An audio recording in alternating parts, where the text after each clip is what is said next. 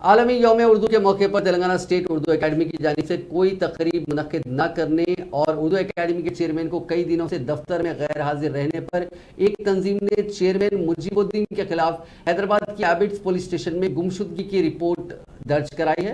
तंजीम के जिम्मेदारों ने उर्दू एकेडमी के चेयरमैन के दफ्तर का दौरा किया ताकि चेयरमैन का पता लगाया जा सके, लेकिन वो दफ्तर में मौजूद नहीं थे। ऑल इंडिया सूफी उलमा काउंसिल के सदर मौलाना खदीरुद्दीन सूफी ने कहा कि चेयरमैन ने 21 जुलाई को चार्ज संभाला और उसके बाद से वो सिर्फ 4 बार अपने दफ्तर का दौरा कर चुके हैं। आज तक एक भी काम नहीं किया गया। हम अपने चेयरमैन से बहुत ज्यादा परेशान हैं। इवाला world Urdu day, so 9th November Allama Iqbal poet Allama Iqbal birthday world Urdu day celebration జరిగేది. ఇవాళ ఒక పెద్ద ఎత్తున ప్రోగ్రాం జరగాల్సి ఉండే, ఇవాళ జరగాల్సి